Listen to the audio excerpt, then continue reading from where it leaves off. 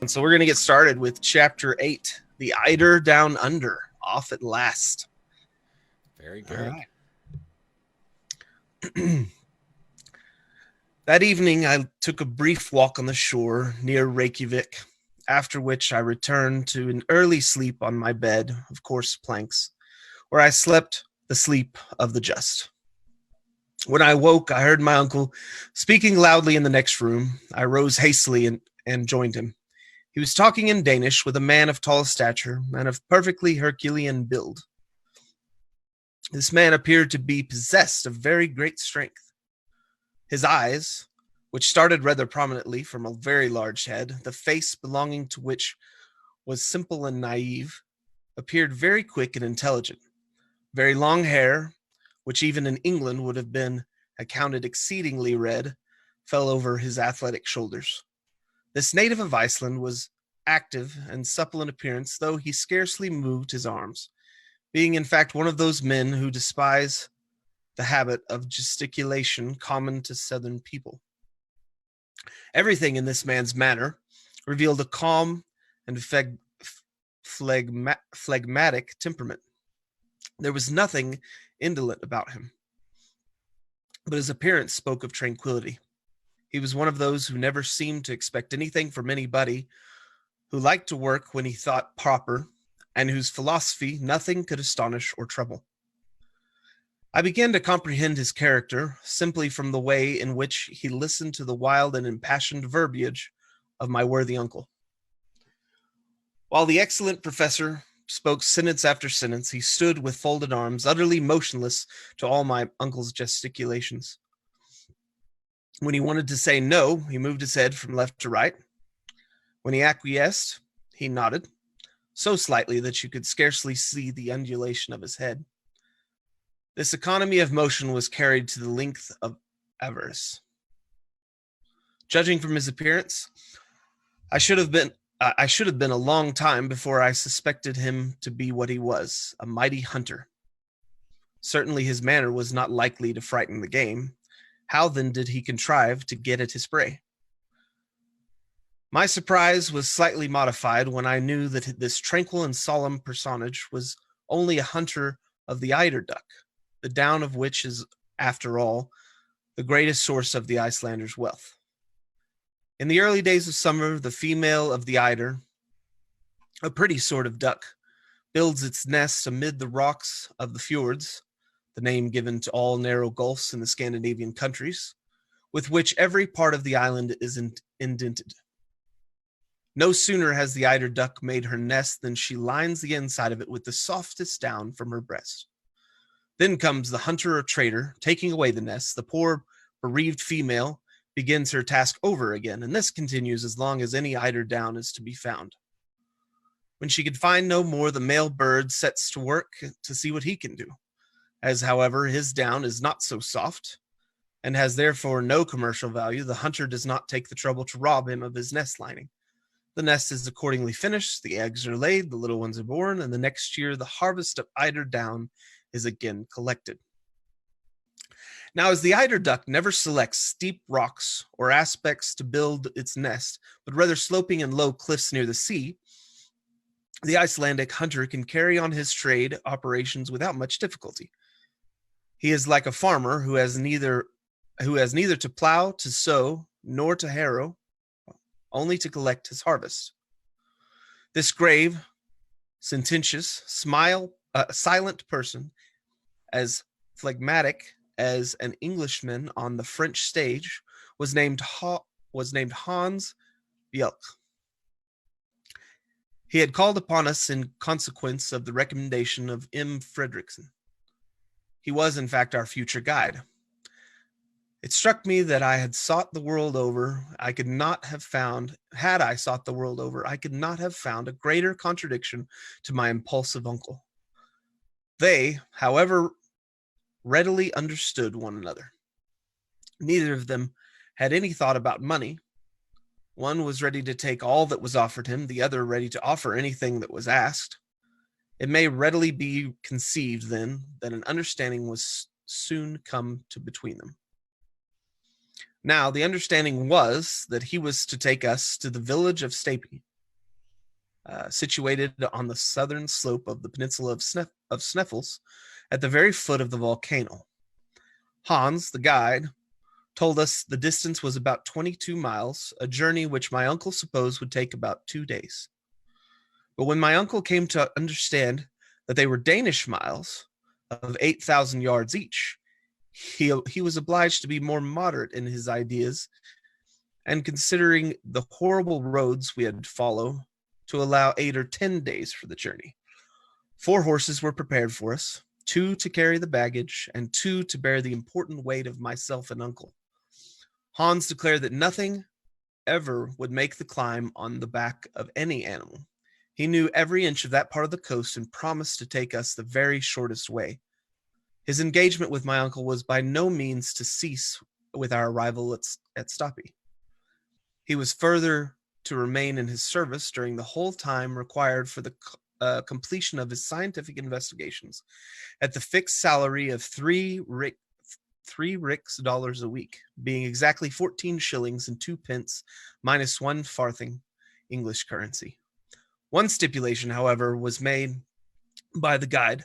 The money was to be paid to him every Saturday night, failing which his engagement was at an end.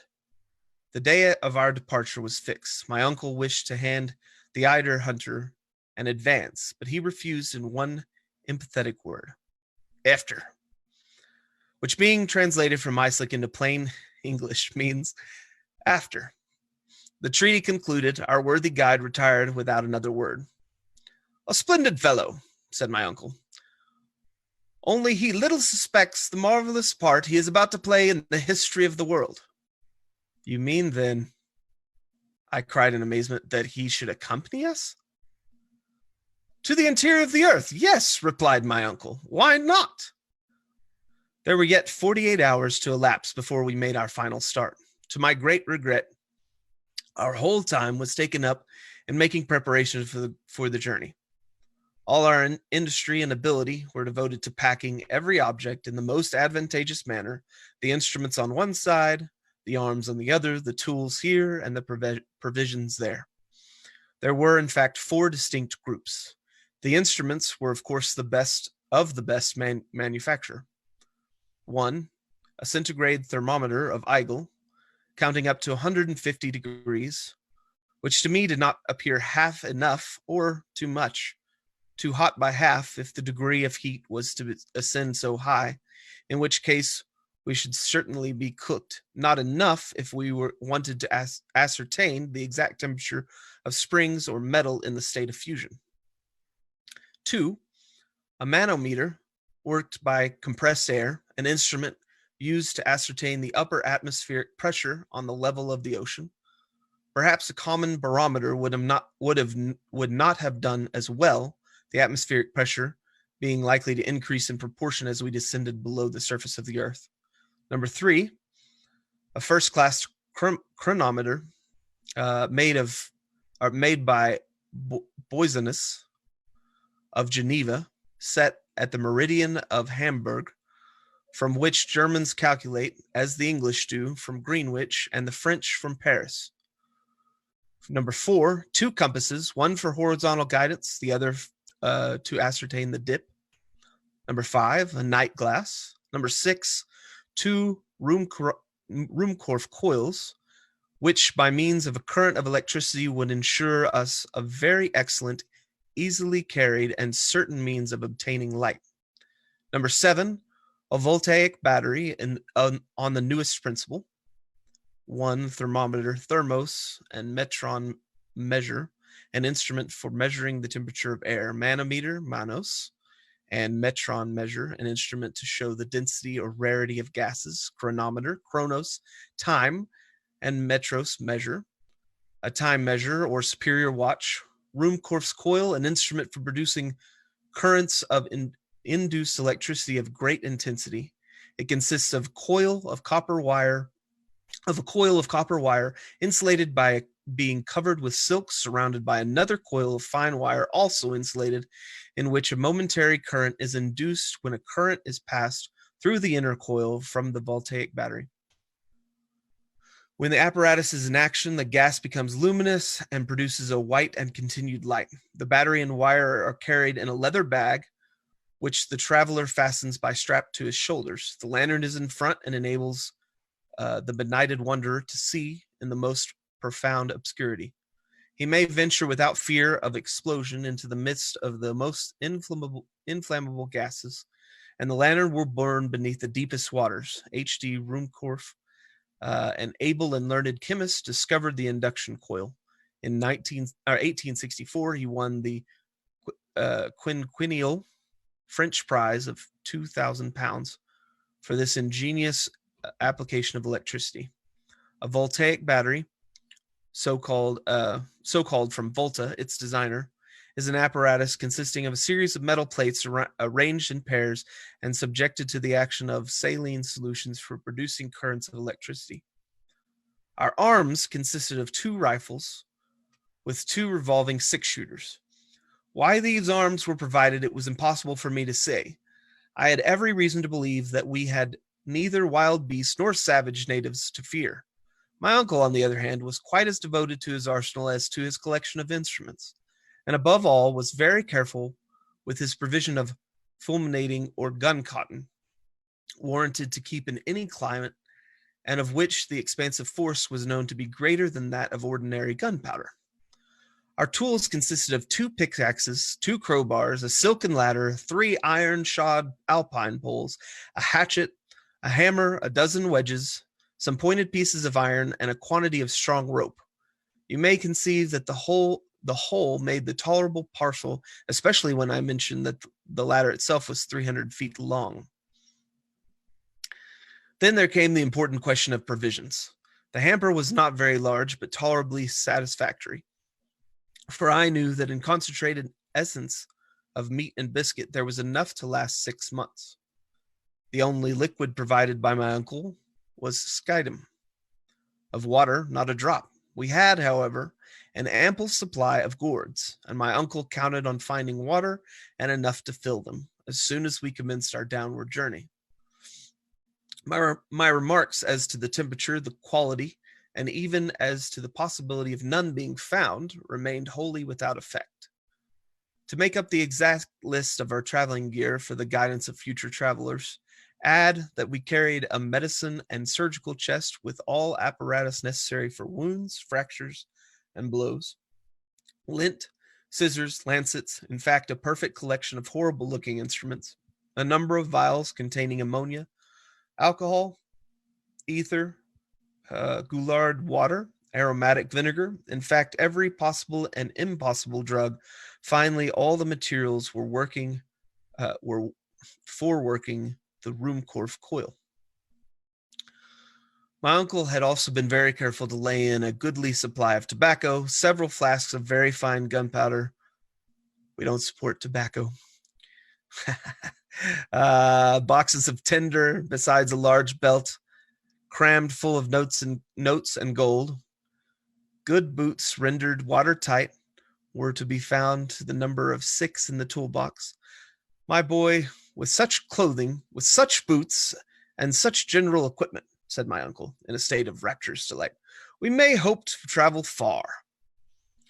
It took a whole day to put all these matters in order. In the evening, we dined with Baron Tramp, in company with the mayor of Reykjavik and Dr. Heiltallen, the great medical man of Iceland.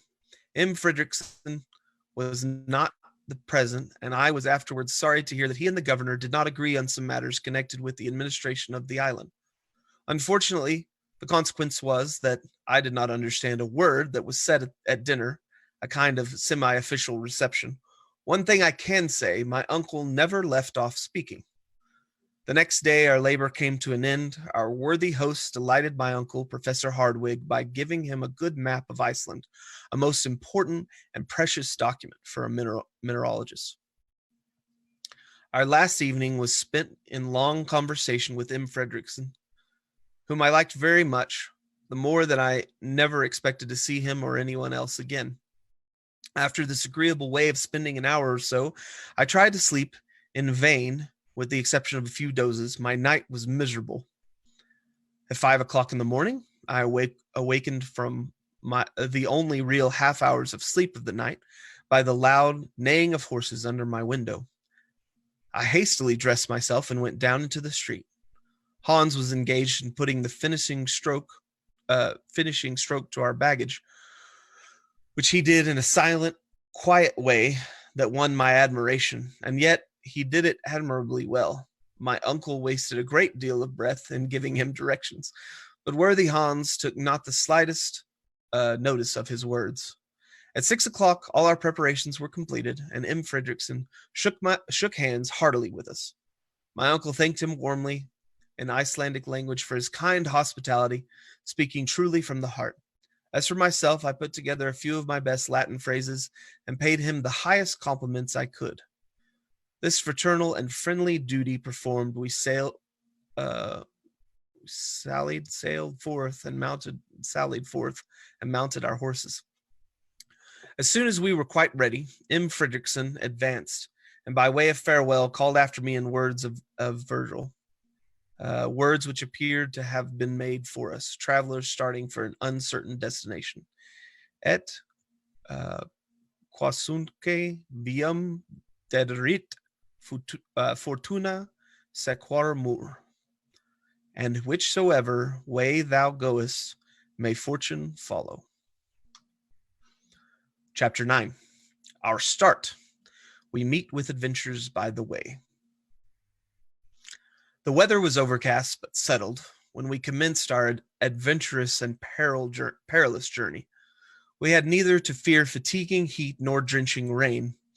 It was, in fact, real tourist weather, and there was nothing I liked better than horse exercise. The pleasure of riding through an unknown country caused the early part of our enterprise to be particularly agreeable with me.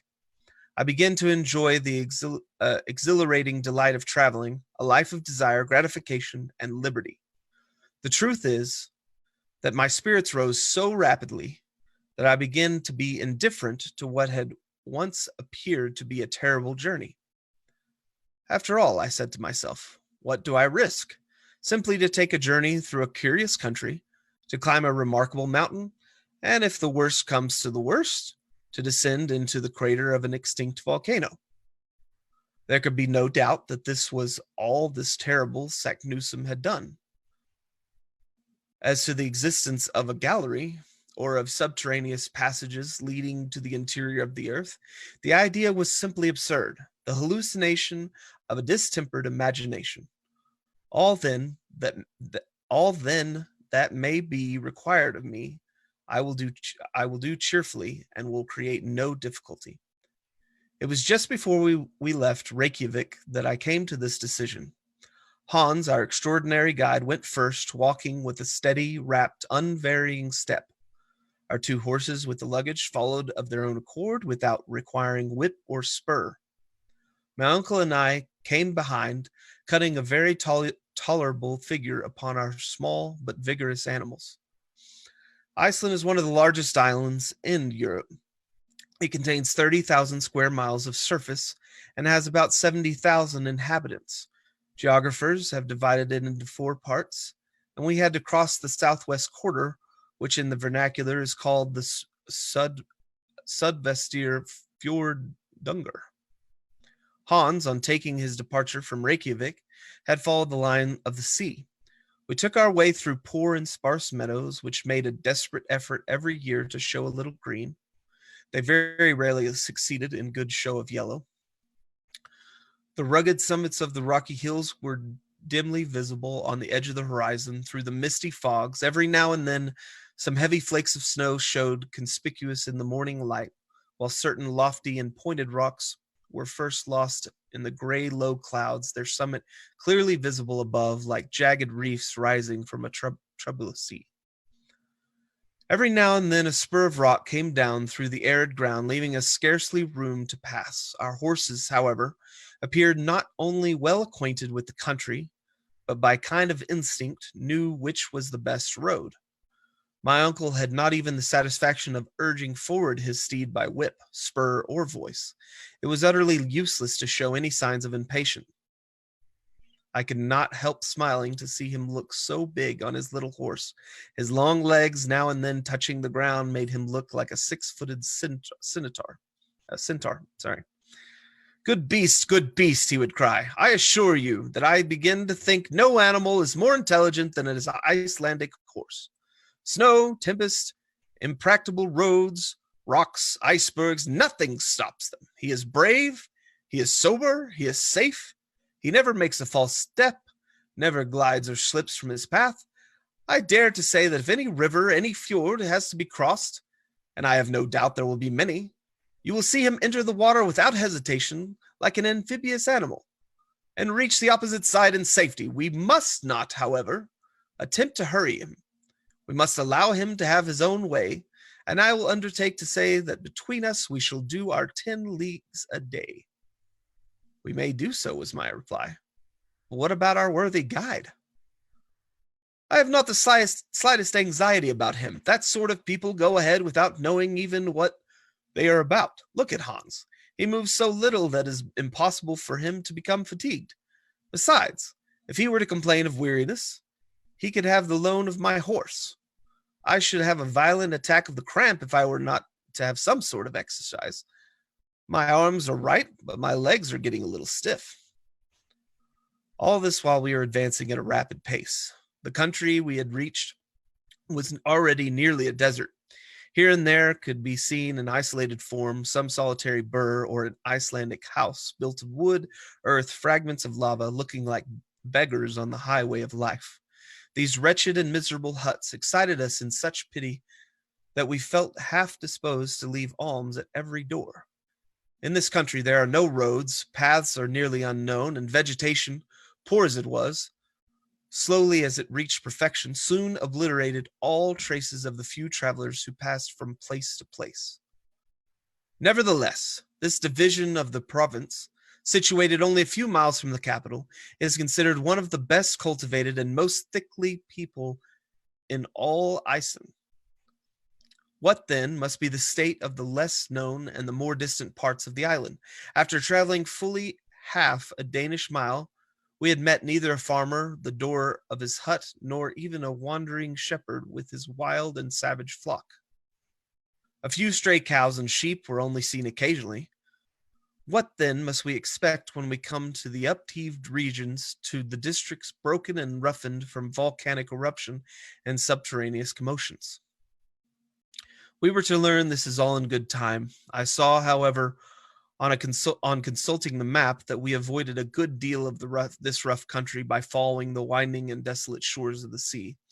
In reality, the great volcanic movement of the island and all its attendant phenomena are concentrated on the interior of the island. There, horizontal layers of or strata of rocks piled one upon the other, eruptions of basaltic origin, and streams of lava have given this country a kind of supernatural reputation. Little did I expect, however, the spectacle which awaited us when we reached the peninsula of Sneffels, where agglomerations of nature, ruins form a kind of terrible chaos.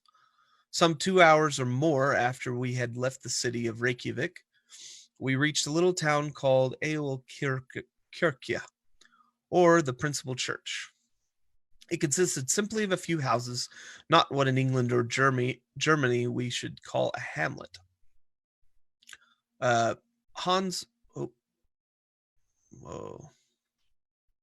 Sorry, I just missed there it is. Sorry.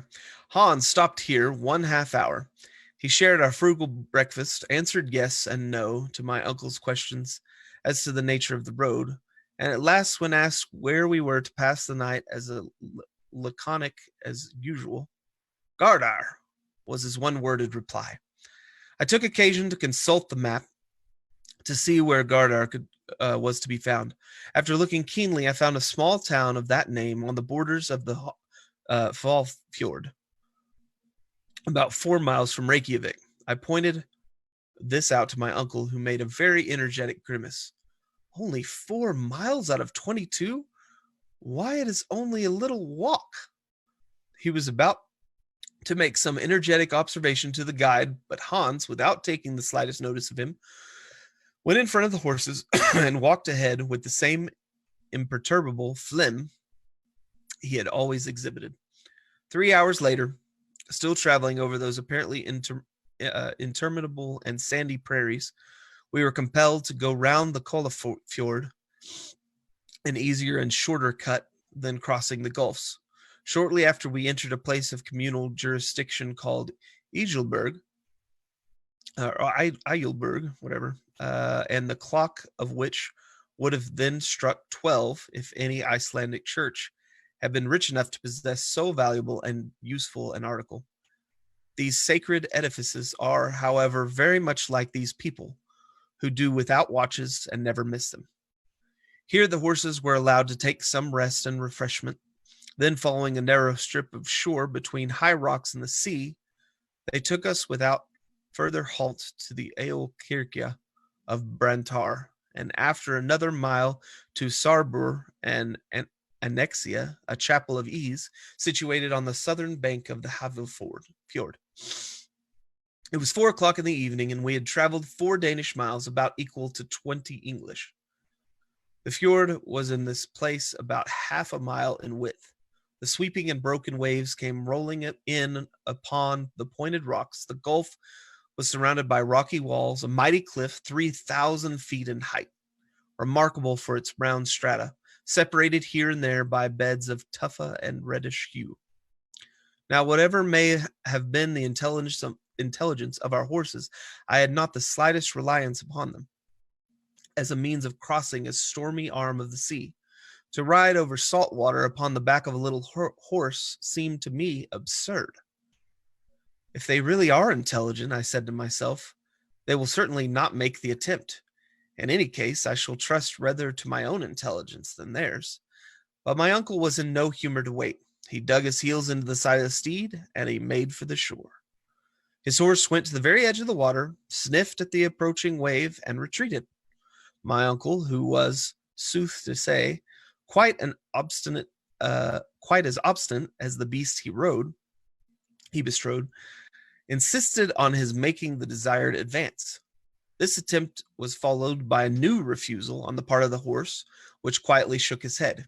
This demonstration of rebellion was followed by a volley of words and a stout application of whipcord, also followed by kicks on the part of the horse, which threw its head and heels upward and tried to throw its rider. At length, the sturdy little pony spread out its legs in a stiff and ludicrous attitude, got from under the professor's legs, and left him standing, with both feet on a separate stone, like the Colossus of Rhodes. "Wretched animal!" cried my uncle, suddenly transformed into a foot passenger, and as angry and ashamed as a dismounted cavalry officer on the field of battle. "Forja!" said the guide, tapping him familiarly on the shoulder. "What a ferry boat!" "Der," answered Hans, pointing to where lay the boat in question. "There." "Well," I cried, quite delighted with the information, "so it is." "Why did you not say so before?" cried my uncle. "Why not start at once?" "Tid vatten," said the guide. "What does he say?" I asked, considerably puzzled by the delay in the dialogue. "He says tide," replied my uncle, translating the Danish word for my information. "Of course, I understand. We must wait till the tide serves." "Forbida?" said my uncle. "Ja," replied Hans. My uncle frowned, stamping his feet, and then followed the horse to where the boat lay. I thoroughly understood and appreciated the necessity for waiting before crossing the fjord, for that moment when the sea is at its highest point in a state of slack water. As neither the ebb nor flow can be felt, the ferry boat was in no danger of being carried out to sea or dashed upon the rocky coast. The favorable moment did not come until 6 o'clock in the evening. Then my uncle, myself, and guide, 2 boatmen, and the 4 horses got on the very awkward flat-bottomed boat. Accustomed as I had been to the stream ferry boats of the Elbe, I found the long oars of the boatmen but sorry means of locomotion. We were more than an hour in crossing the fjord, but at length the passage was concluded without accident. Half an hour later, we reached Gardar. Well, there we go. now I can. Now you can. Well, I think that was I had the biggest laugh out loud moment I know. of the book so far. Uh, Quite he got, the picture of him being stuck up on that rock. yep.